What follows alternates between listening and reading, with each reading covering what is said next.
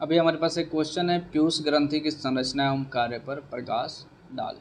और ये क्वेश्चन इसलिए इम्पोर्टेंट हो जाता है क्योंकि ये क्वेश्चन कई बार एग्जाम में पूछ दिया है, तो इस चीज़ को आपको थोड़ा ज़्यादा ही याद रखना पड़ेगा, ध्यान देना होगा। और आइए और नेक्स्ट हम देख लेते हैं क्वेश्चन के आंसर को, ताकि बेहतरीन तरीके से आपको ये चीज़ समझ में आ जाए। और जब भी समय आए तो इस तरह का तो हमें बेहतरीन तरीके से ये चीज़ें समझ में आनी चाहिए, ताकि केवल हम समझ लेते हैं ना चीज़ों को, तो एग्ज़ाम्स वगैरह में लिखने के लिए काफ़ी ज़्यादा आसानी हो जाती है।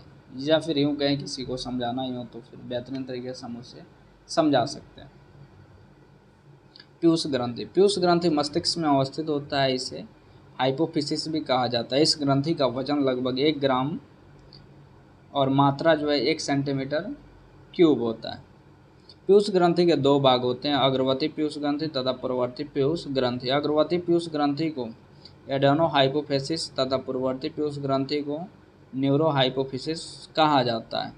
एडेनो हाइपोफिसिस की उत्पत्ति ग्रंथीय ऊतकों से तथा न्यूरो हाइपोफिसिस की उत्पत्ति तंत्रिकीय ऊतकों से हुई है। अग्रवर्ती तथा परवर्ती पीयूष ग्रंथि के कार्य जो है ये एक दूसरे से पूरा तरह से अलग होते हैं। अगर कोई व्यक्ति पूछे कि पीयूष ग्रंथि में अग्रवर्ती और जो परवर्ती पीयूष ग्रंथि है उनके कार्य एक दूसरे से कभी मिलते भी हैं, आप सीधे बोल देना कि वो बिल्कुल एक दूसरे से डिफरेंट होते हैं। मतलब एक पूरब दिशा है तो दूसरा पश्चिम दिशा है। पीयूष ग्रंथि हाइपोथैलेमस से ऊतकों के एक पतले भाग द्वारा जुड़ा होता है, जिसे पीयूष डंठल कहा जाता है। इस डंठल में बहुत सारे एक्सॉन होते हैं तथा रक्त नलिकाएं भी काफ़ी होती हैं। एक्सॉन सिर्फ परवर्ती पीयूष ग्रंथि तक ही फैला होता है। रक्त नलिकाओं द्वारा सिर्फ अग्रवर्ती पीयूष ग्रंथि को ही सूचनाएं भेजी जाती हैं। पीयूष डंठल के जड़ में कुछ विशिष्ट न्यूरॉन्स होते हैं जिसे न्यूरोसिक्रेटरी कोशिका कहा जाता है तथा जिसके द्वारा हाइपोथैलेमिक हार्मोन का स्राव होता है। फिर यह हार्मोन से अग्रवर्ती पीयूष ग्रंथि उत्तेजित होता है, जिससे फिर यह ग्रंथि अपना हार्मोन स्राव करता है। अग्रवर्ती पीयूष ग्रंथि से कई तरह के हार्मोन्स निकलते हैं, जिनसे संयुक्त रूप से ट्रोपिक हार्मोन्स कहा जाता है। ट्रोपिक हार्मोन्स द्वारा अग्रवर्ती पीयूष ग्रंथि अन्य कई अंतःस्रावी ग्रंथियों तथा एड्रिनल ग्रंथि, कंठ ग्रंथि तथा यौन ग्रंथि पर अपना नियंत्रण बनाकर रखता है। यही कारण है कि अग्रवर्ती पीयूष ग्रंथि को मास्टर ग्रंथि भी कहा जाता है।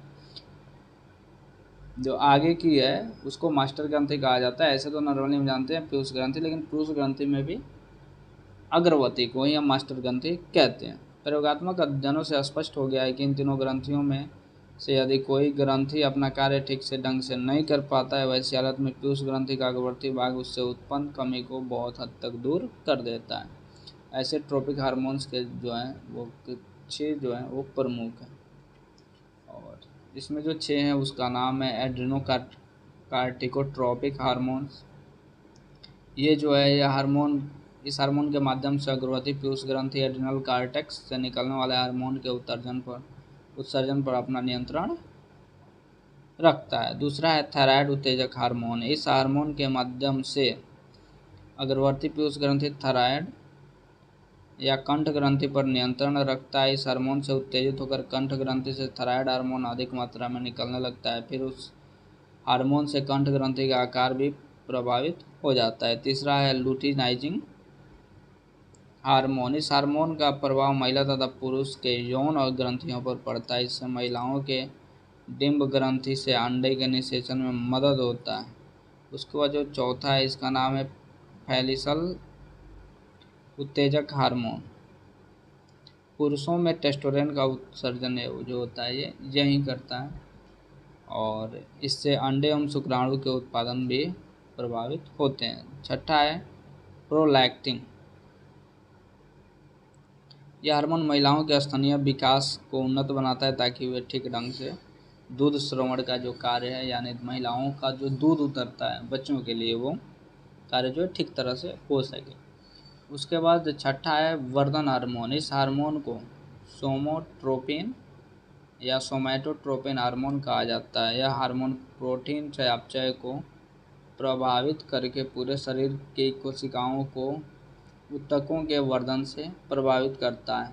प्रतिदिन वर्धन हार्मोन ठीक ढंग से उत्सर्जित हो, इसके लिए उत्तम नींद, रक्त में चीनी का स्तर कम होना, भूख लगना, कसरत आदि को आवश्यक माना गया है।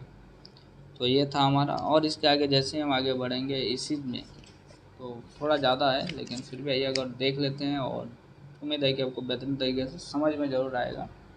और ये 6 पढ़े हैं, इनका जो फंक्शंस है अब यहीं से हमारा मेनली चालू होने वाला। नवीनतम अध्ययनों से यह स्पष्ट हुआ है कि ट्रोपिक हार्मोन का स्राव मूलतः हाइपोथैलेमस से निकलने वाले निर्मुक्ति हार्मोन द्वारा निर्धारित होता है, जो हाइपोथैलेमिक फ्यूज पोर्टल तंत्र के रक्त नलिकाओं द्वारा पूर्ववर्ती पीयूष ग्रंथि तक पहुंचता है। पूर्ववर्ती पीयूष ग्रंथि से 2 प्रकार के हार्मोन का स्राव होता है, ऑक्सीटोसिन और ऑर्गेनाइजिंग वैसोप्रेसिन, जिसे संक्षिप्त में वैसोप्रेसिन भी कहा जाता है। वैसोप्रेसिन का मुख्य कार्य गुर्दा से पेशाब उत्सर्जन की क्रिया को नियमित करना होता है। ऑक्सीटोसिन मुख्य रूप से 2 कार्य करता है। यह महिलाओं के गर्भाशय में सिकुड़न पैदा करता है, जिससे गर्भवती महिलाएं जल्दी बच्चे को जल्दी जन्म दे पाती है। साथ ही साथ यह महिलाओं में दूध उतरने की प्रक्रिया को भी सरल बनाता है, क्योंकि स्तनीय ग्रंथि की कोशिकाओं में संकुचन पैदा करता है। दूध उतरने में सम्मिलित प्रक्रम के व्यवहार एवं हार्मोन उत्सर्जन के बीच हुए अंतःक्रिया का एक उत्तम उदाहरण है। जब माँ बच्चा के दूध के स्तनाग्र को चूसता है तो करीब 1 मिनट बाद दूध उसके मुंह में आना प्रारंभ हो जाता है। इस देरी का कारण दूध उतरने से पहले कुछ चरणों का एक क्रम होता है। स्तनाग्र के चूसने से त्वचा के ग्राहक उत्तेजित हो जाते हैं और न्यूरॉन्स तथा संधि स्थलों के श्रृंखला से सूचनाओं को हाइपोथैलेमिक कोशिकाओं, जिसमें ऑक्सीटोसिन होता है, उत्तेजित करता है। जब ये कोशिकाएं पर्याप्त मात्रा में उत्तेजित हो जाती हैं तो परवर्ती पीयूष ग्रंथि से हार्मोन निकलता है, जो संवहनी तंत्र से होते हुए स्तनीय ग्रंथि तक पहुंचता है, जहां दूध से गिरे स्थान पर की कोशिकाओं में सिकुड़न पैदा करता है। तब दूध स्तनाग्र से बाहर निकलने लगता है, और इसका जो प्रक्रम है ये चित्र में दिखाया गया।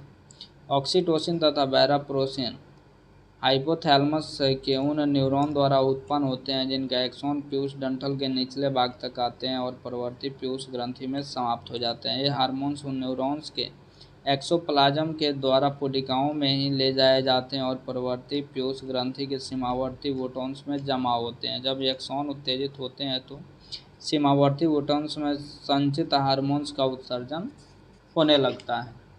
अभी के हाल में कार्टर द्वारा किए गए शोधों से ऑक्सीटोसिन की नई भूमिका का पता चला है, जिसके अनुसार यह हार्मोन पुरुष महिला दोनों में पाया जाता है।